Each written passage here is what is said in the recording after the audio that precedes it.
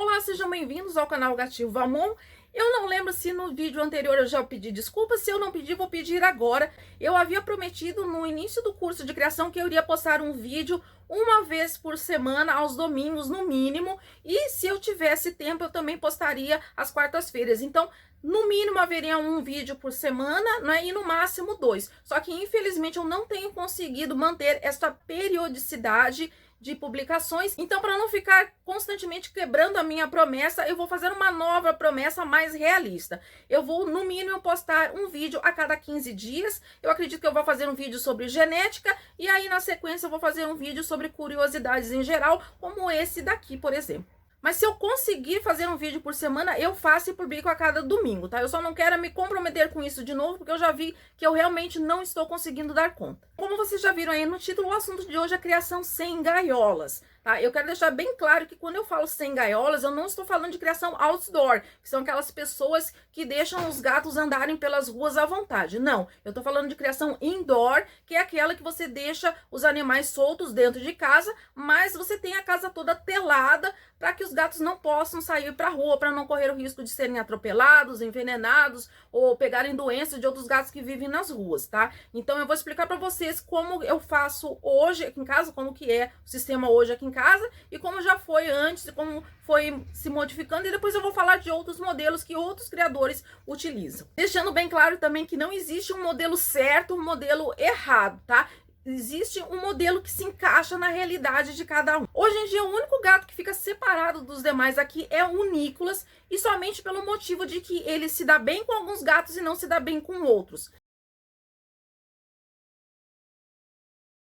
A antipatia que o Nicolas tem por alguns gatos não tem um motivo definido, porque, por exemplo, ele se dá bem com a Risbel, que é uma fêmea castrada, e ele não se dá bem com a Athena, que também é uma fêmea castrada. Então, não tem a ver com gênero, não tem a ver com o fato do gato ser castrado ou não, também não tem a ver com idade. Ele se dá bem com a Amanda, que é a mais velha, ele se dá bem com a Risbel, que é a mais nova, então realmente não tem motivo. Ele se dá bem com o filho dele, que é o Castiel, que é um gato macho castrado, que é maior do que ele. Então funciona assim: durante o dia, todos os gatos têm acesso à sala, à cozinha, ao meu quarto, e quando o tempo está bom, a porta do pátio lateral fica aberta, então eles podem ir para o pátio, que é todo telado. Ali eu vou mostrar a tela para vocês.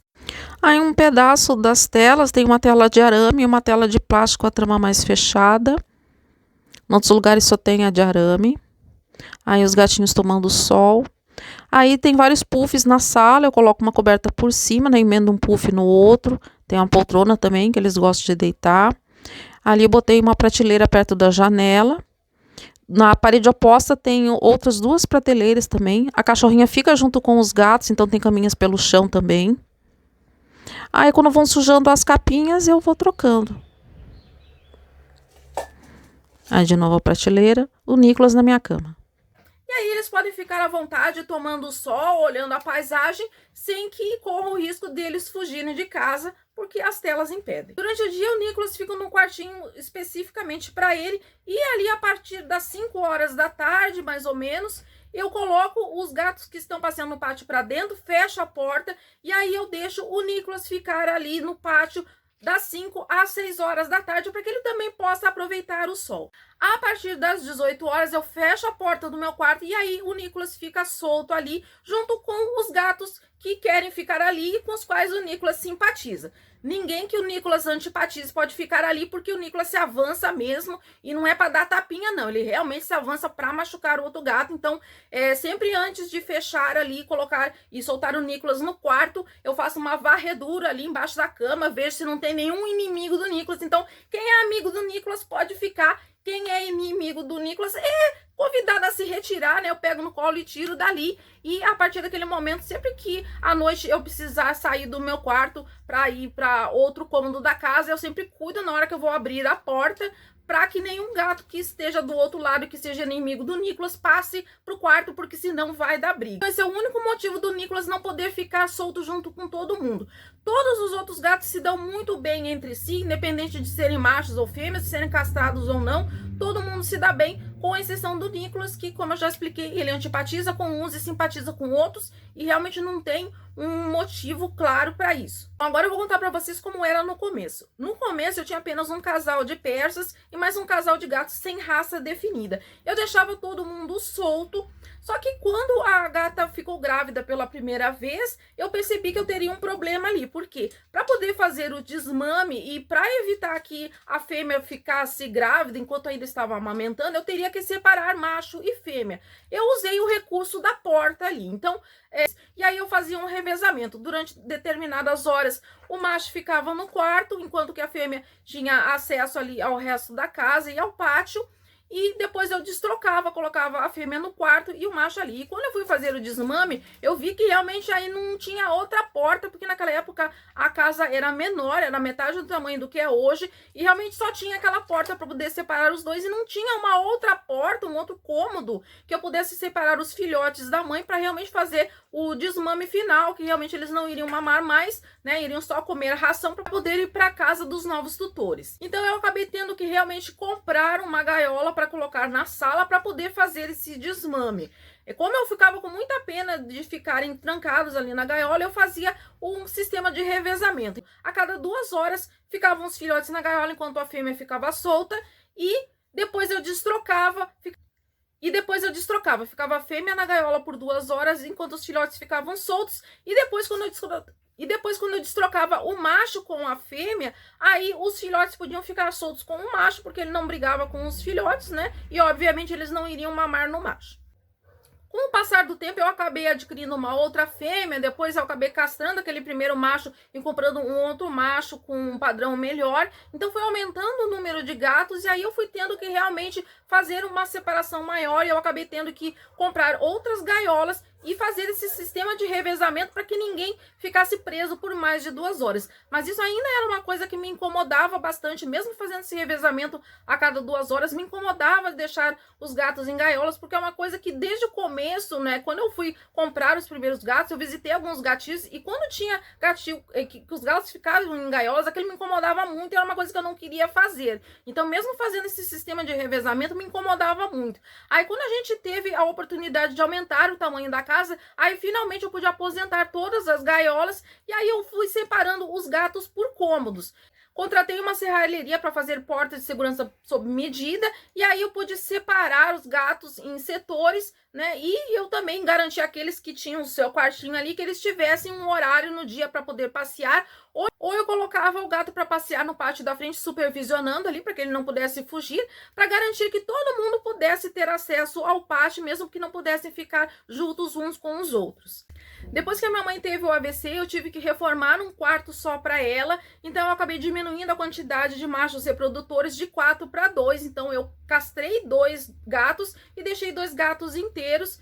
E aí eu consegui com o tempo acostumar esses 2 gatos castrados a conviverem com o Anakin, que não é castrado. Mas com o Nicolas realmente a convivência foi impossível, e é esse o único motivo pelo qual o Nicolas não fica junto com todo mundo. Mas o Aquila e o Darth Vader, que são castrados, convivem muito bem com o Anakin e não tem briga. Eles convivem também com o Castiel, que é filho do Nicolas, né? O Castiel nunca foi reprodutor, ele foi castrado ainda filhote. Como eu não consegui vendê-lo para ninguém, eu acabei ficando com ele, e esses machos se dão muito bem entre si e não existe briga. Mas o Nicolas é um caso perdido, realmente. Ele é muito violento quando ele fica junto com algum gato que ele não gosta, então realmente ele tem que conviver somente com um grupinho seleto ali, que são os amigos do Nicolas. O que é uma pena, porque ele teria mais horas de pátio se ele convivesse bem com todo mundo, e seria mais fácil para mim, que não ia ter que ficar com essa fechação de porta todo dia.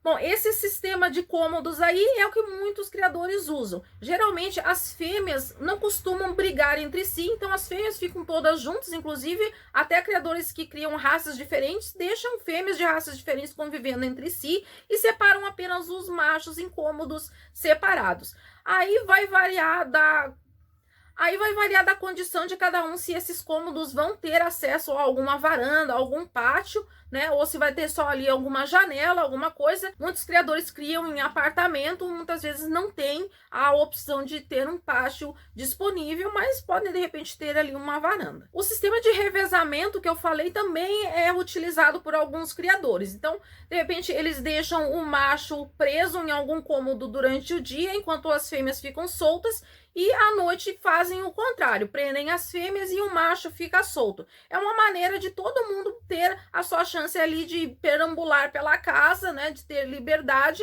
né, e quando precisa ficar confinado, não fica confinado numa gaiola, mas sim num quarto em que ele tem realmente espaço ali, preferencialmente tendo brinquedos ali, para ele poder se entreter, né, e não ficar num espaço muito confinado de uma gaiola, que na minha opinião é algo muito cruel. Esse, inclusive, é um dos motivos para eu não participar mais de exposições. Eu, inclusive, fiz um vídeo sobre isso mais antigo aqui no canal, que eu explico por que eu não participo mais de exposições de gatos.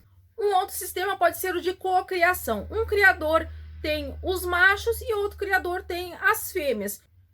E o macho e a fêmea só se encontram no período de acasalamento, que pode acontecer na casa de um ou de outro, e no restante do tempo eles ficam separados dessa maneira. Se o criador tiver apenas um macho, não tem por que não deixar esse gato solto na casa durante o dia todo. Se ele tiver mais de um e eles conviverem bem, também podem ficar soltos. E se por acaso eles não se derem bem, pode ser feito aí sistema de cômodos juntamente com o sistema de revezamento, para que um possa ficar solto pela casa enquanto o outro fica preso e vice-versa. E o criador que tem as fêmeas pode deixá-las soltas pela casa, inclusive criadores que criam raças diferentes podem deixar fêmeas de raças diferentes juntas, porque dificilmente as fêmeas brigam. Não é impossível de fêmeas brigarem, mas é muito mais raro de acontecer do que de machos inteiros brigarem. Outra coisa que eu queria esclarecer, quando eu falo em gaiolas, eu não me refiro apenas àquelas feitas de ferro, né, de aço ali.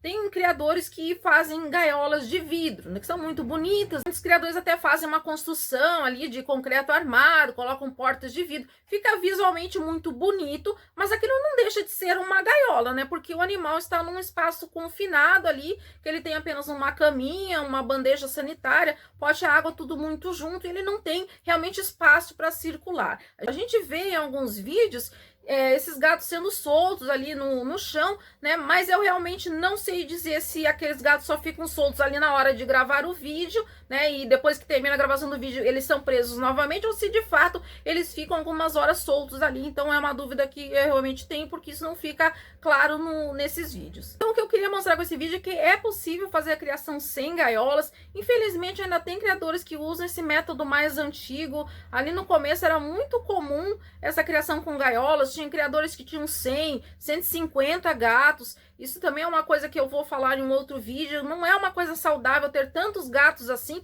Nem é necessário, para se ter uma boa criação, ter uma grande quantidade de gatos. Muito pelo contrário, eu acredito que a melhor criação tem uma quantidade menor de gatos e mais selecionada. Mas esse é assunto para um outro vídeo. Aqui eu queria apenas debater esse assunto porque, infelizmente, tem muitas pessoas que colocam todos os criadores no mesmo saco, acho que são todos torturadores de animais, e não é bem assim.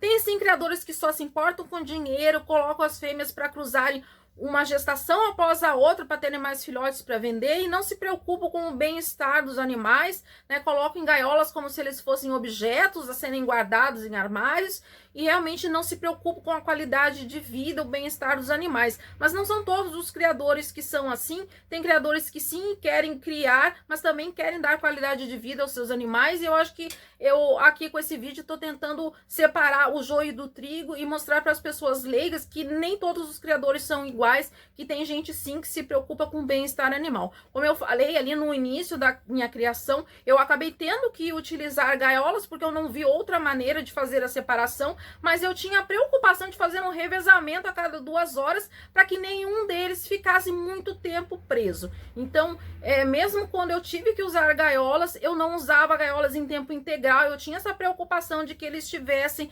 tempo para se movimentar e não ficassem durante muito tempo confinados. E assim que eu tive espaço físico para poder separar em cômodos maiores, eu fiz. E eu sempre tive a preocupação de que todo mundo tivesse acesso ali ao pátio, a tomar o sol, mesmo que fosse só por 1 hora por dia, porque eu queria que todos tivessem a mesma qualidade de vida. Eu já tô imaginando que esse vídeo vai ficar gigantesco mesmo com a edição. Se você chegou até aqui, muito obrigada. E se gostou, não esqueça de deixar o seu gostei aí. E se ainda não for inscrito no canal, considere inscrever-se aí para ajudar, que o pessoal aqui come bastante, então é muita ração que eu tenho que comprar. Se eu conseguir monetizar esse canal aqui, vai ajudar bastante a comprar ração pro pessoal, tá bom, gente? Então, nos vemos daqui a 15 dias, né? Por hoje era só, até o próximo vídeo e tchau!